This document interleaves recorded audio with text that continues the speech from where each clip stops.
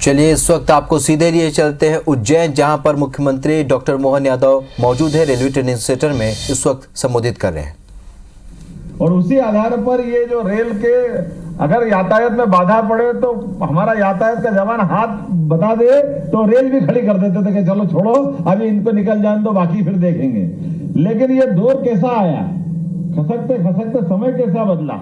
आज वो समय बदला है कि मैं अभी अश्विनी वैष्णव जी से कह रहा था कि आप अपने उज्जैन इंदौर के बीच मेट्रो ले आए, तो उन्होंने कहा मोहन जी जरूरत नहीं है, आप क्यों कर रहे हो इसको। तो मैंने कहा नहीं करते, आप बताओ, हम तो समझ रहे हैं कि इसकी स्पीड मेंटेन करना है। उन्होंने कहा आप ये स्पीड मेंटेन करोगे, पर ये मान के चलो कि उज्जैन इंदौर के बीच में आपको 10,000 करोड़ रुपए की ये मेट्रो पड़ेगी, और उसके उल्टे इसकी स्पीड भी मेट्रो ट्रेन की इतनी नहीं आएगी जितनी वंदे भारत मेट्रो की हम स्पीड दे रहे हैं। उन्होंने कहा बनी बनाई लाइन से आप फतेहाबाद और देवास से चालू करोगे 160 की स्पीड पे हम आपको यहाँ ले आएंगे।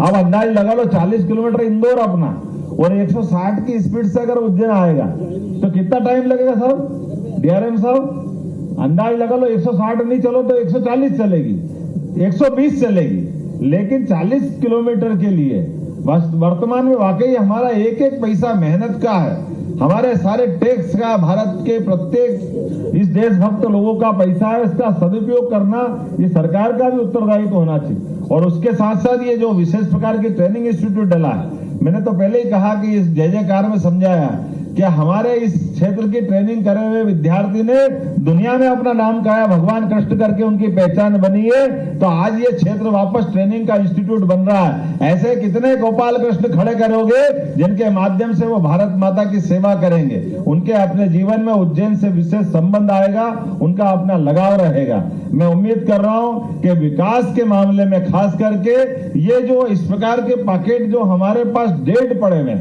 एक तरह से ये हमारी दृष्टि के उस आलोक से बाहर थे, उनको आलोक में लाने की जरूरत है। और इसी प्रकार से आज की हम यहाँ के पहले भी एक बैठक करके आ रहे हैं। यहाँ ऐसे कई सारे प्रश्न हैं जिन प्रश्नों के उत्तर हमको ढूंढना है कि हमारी बड़ी आबादी कई सिंहस्थ आबादी के माध्यम से वो डेड हो रही कि उनको परमिशन नहीं मिल रही या उनको हटाने की बात आती है, कहीं सिंहस्थ कराएं तो सिंहस्थ में जमीन नहीं मिलती है। तो हमने कहा कि इसका निराकरण ऐसा कर दे कि परमानेंट रूप से 1 साल नहीं हर साल सिंहस्थ लगे और कोई कष्ट नहीं आए, विकास का सभी प्रकार के दरवाजे खुले, कोई तकलीफ किसी को नहीं आना चाहिए। इसी प्रकार से सभी विभागों के, रेलवे हो, हवाई अड्डा हो, सारी चीजें इसी प्रकार से चलना चाहिए। मैंने अधिकारियों के साथ मीटिंग लेके कहा है कि उज्जैन का भी प्लान करो, लेकिन केवल उज्जैन का मत करना, उज्जैन के अलावा भी भौगोलिक दृष्टि से मध्य प्रदेश मध्य का सेंटर है, और मध्य का सेंटर होने के नाते से अब जितने भी यातायात के नए नए रास्ते हैं, हमारा ट्रेन का यातायात हो, हवाई यातायात हो,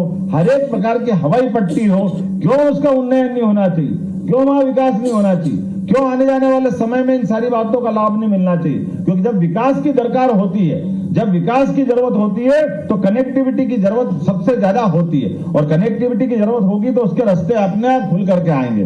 मैं अपनी ओर से अपने इस उज्जैन के विकास के मामले में और प्रदेश के विकास के मामले में निश्चित रूप से यशस्वी प्रधानमंत्री के नेतृत्व में हमारी डबल इंजन की सरकार डबल ताकत से चलेगी और नए नए कीर्तिमान बनाएगी। मैं आज के इस अवसर पर अपने इस ट्रेनिंग इंस्टीट्यूट के लिए बधाई भी देना चाहता हूं, लेकिन अभी मुझे लगता है आपने इसका नाम नहीं रखा, कहीं इसका नाम रख सकते हो तो ज्यादा अच्छा रहेगा। और हमारे यहाँ तो ट्रेडिशनल नाम है, अगर आप उनके नाम पे रखो तो बहुत अच्छी बात है। मैं तो सुझाव ही दे सकता हूँ, हमारे यहाँ नामों की कोई कमी नहीं है। विक्रमादित्य काल से लेकर राजा भोज के काल तक, चंड प्रद्योत से लेकर सम्राट अशोक तक सबका संबंध उज्जैन से आया है। उसके अलावा भी आप विद्वानों को जोड़िए और इस ट्रेनिंग इंस्टीट्यूट का कोई ना कोई नाम भी रखिए। और उम्मीद करता हूं कि अभी तो आपने लेफ्ट साइड में अपना विकास का नया कदम बढ़ाया, मैं अश्विनी जी से बात करूंगा और कोशिश करूंगा कि जो इसके राइट साइड का भी आपकी भूमि पड़ी है, यहाँ भी विकास का बड़ा अपना नया है कोई प्लान बने और उस पर भी आप काम करें। मैं अपनी ओर से एक बार फिर इस रेलवे के नए प्रकार के ट्रेनिंग इंस्टीट्यूट की बधाई भी देना चाहता हूं, और उम्मीद करूंगा कि हमारे माध्यम से उज्जैन ये केंद्र में है, तो भविष्य में अभी जो अपनी रेल लाइन की बात माननीय अनिल फिरोजिया जी ने कही है, मेरी बैठक हुई तो एक हो चुकी है।